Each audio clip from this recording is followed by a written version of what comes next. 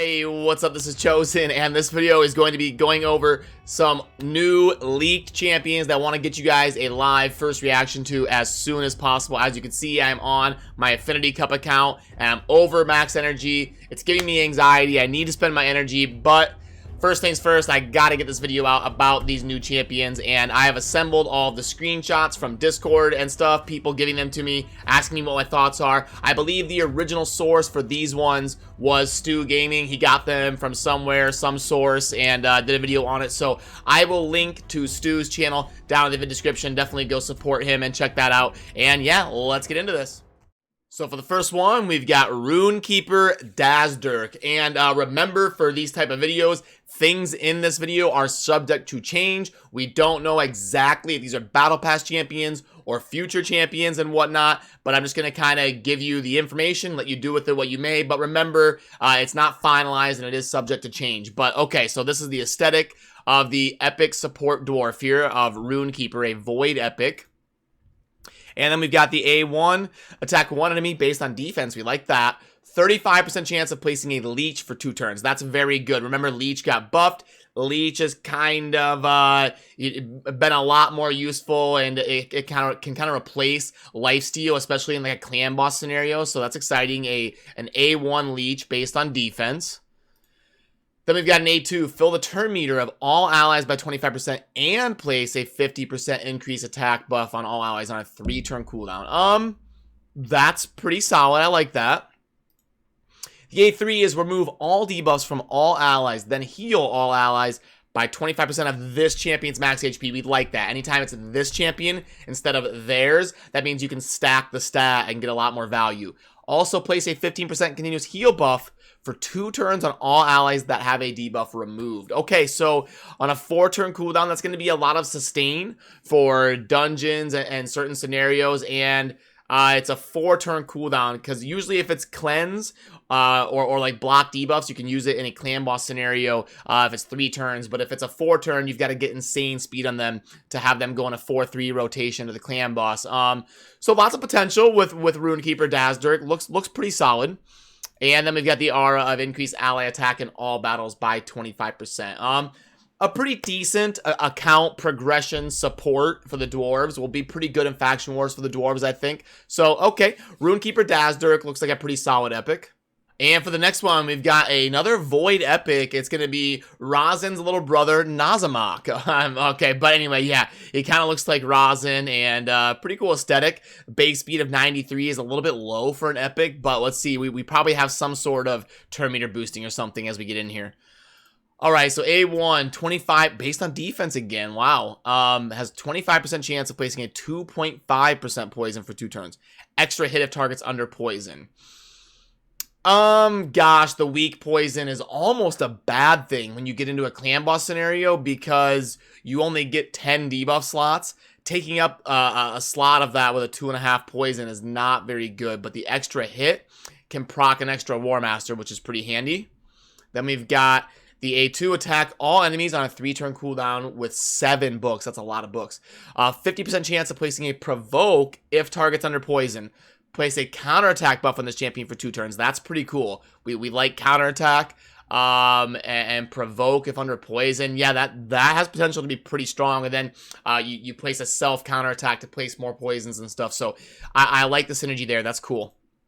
Passive. When attacked, has a 50% chance of placing a 5% poison debuff on the attacker. Receives 15% less damage from enemies under... Ooh, okay. Okay, so this is going to be a pretty decent epic for the clan boss. Going to be stacking a lot of poisons as a void, and the passive looks like it's resist. Yeah, ally resist in all battles by 40. Okay, so Nasamok looks like he's got some potential. He's based on defense, places a bunch of poisons, takes less damage, self counterattack, all that type of stuff. So yeah, some potential there for Nasamok to be pretty cool. And now we get to the best name in Raid Shadow Legends, Hero 3660 name. Okay, so this is one that's being leaked that doesn't even have a name yet. So odds are this one could be further down the road in terms of coming out, and may not be as likely to come out soon as one that has a name, but that's just me guessing. I could be wrong on that. But the A1 on this guy is going to be attack all enemies with 1 hit. places bomb with 50% chance.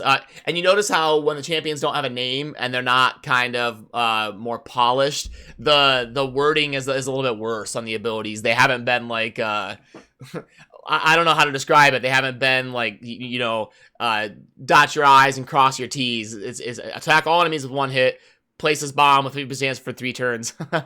Okay, it just seems a little bit off. But anyway, we've got AoE bomb placement.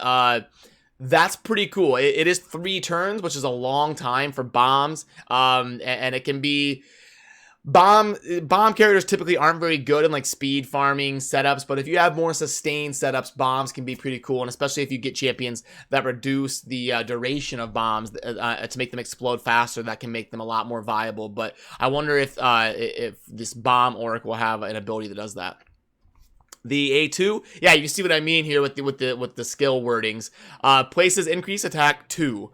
Which is 50% for 3 turns, gains an additional turn and detonate all bombs. Okay, so that's pretty cool. I like that. Bombs scale with attack, so that'll increase how hard the bombs are detonating for. And then we've got attack single enemy with 1 hit and a stun for 2 turns. We can get that to a 3-turn cooldown. Okay, that's pretty cool. Yeah, we're going to do a single hitter. It probably hits pretty hard. Stun them for 2 turns. And you can use that to target certain people in the arena or do certain things with. Okay, so not bad. And I don't have a screenshot of the aura, but it looks like it's an attack aura. So, yeah, basically avoid AoE bomb placer with self-detonate and the ability to stun. I mean, I don't see this guy being amazing, but... fills a role in the game we don't really see filled yet, so anytime we can do that, that is a welcomed character. So gonna be a pretty average, you know, void epic for an attack champion. And next up, we've got Inquisitor Chimayo. All right, so base speed of 101, Sacred Order. Alrighty. And the A1 is going to be attack 1 enemy. Lots of words here. 50% chance of decreasing the duration of a random buff by 1 turn. That's pretty cool. Counterattacks with this skill each time an enemy places a debuff on an ally. Wow, that's pretty good. These counterattacks will only deal 50% of normal damage and cannot crit. That's okay because the value there on that A1 is the buff stripping. That's the value here. So, decreasing the duration of a random buff by 1 turn. That's pretty cool for an A1. And then you add in that built-in kind of passive effect of counterattacking anytime they place a debuff. That's pretty darn good for an A1. We've got an A2, attack 1 enemy 3 times, will ignore 25% of target's defense. Will ignore a further 25% of target's defense for each buff on this champion. That's pretty good. Place a true fear debuff on all enemies for 1 turn if this attack kills an enemy. Wow. Okay. So if you have this guy go last in your rotation, he gets a kill after being buffed, ignores a bunch of defense, gets a kill, places true fear on a 3-turn cooldown. That's pretty cool there. And then the passive here, each critical hit fills this champion's turn meter by 7.5%. Whenever an ally receives a fear or true debuff or true fear debuff, this skill will instantly remove the debuff and fill all allies' turn meters. Wow. That's a very sturdy passive and gonna be insane for faction wars where the bosses, they, you know, are constantly fearing your whole team. So, yeah, this champion will be pretty amazing for faction wars. And then the aura looks like it's increased ally crit rate in all battles by 20%. So, okay. This champion definitely looks fun, looks interesting, and especially going to probably be S tier for the boss stages of the Sacred Order faction wars. And next up, we've got an epic support Lizardman, Crowned Druid. Okay. Base speed of 103, and looks like some decent defense. All right. The A1 is attack 1 enemy, 30% chance of increasing the duration of a random buff on a random ally by 1 turn. That's cool. I like that. Again, I love buff manipulation. You know, increasing your own buffs, increasing ally buffs, stripping enemy buffs. That's always good. And when you can get it on an A1, even better. Okay, then we've got the A2 is heals all allies by 15% of their max HP and plays a shield buff equal to 15% of their max HP for 2 turns on a 3-turn cooldown. That's pretty cool. I like that. Very, very nice A2 there. We got the A3 places a perfect Veil buff and a 50% increased attack buff for 2 turns on all allies whose attack is higher than their defense, which any attack champion anyone who wants an attack buff, their attack is going to be higher than their defense typically, especially in like a dungeon or faction war scenario. Maybe for like a clan boss, you would have an attack champion with super high defense, but that's typically going to get pretty good value. Place a 60% increased defense buff for 2 turns and a block debuffs buff for 1 turn on all allies whose defense is higher than their attack. Oh, okay. Wow, that's something we haven't really seen in Raid, which is a targeted effect as to what the person that's being placed on would actually want. So I like that. Another new mechanic coming to the game that I think has some potential to be pretty cool. And we're getting Veil on top of that. Veil has been buffed recently, so a little bit more viable than it used to be, a little bit more sought after. So yeah, I really like the attunement, the design of that here on a 4-turn cooldown. We'll take that. It's got a pretty cool mechanic. But alrighty, that's going to kind of do it for this video. I need to get to cracking on my Affinity Cup account here and get this energy spent ASAP. But wanted to get this video out to the community so that you guys can get a sneak peek at some champions that are possibly coming to the game, either in the Battle Pass or sometime soon, because it's been kind of leaked by Stu. It's been floating around in the community. I wanted to take a look and discuss their abilities that are kind of, making way on these champions and all that. So let me know what you think down in the comments about some of these champions, if they're underwhelming or kind of cool. I always enjoy reading what you guys think. So yeah, as always, enjoy the rest of your day. Thank you for watching. Peace.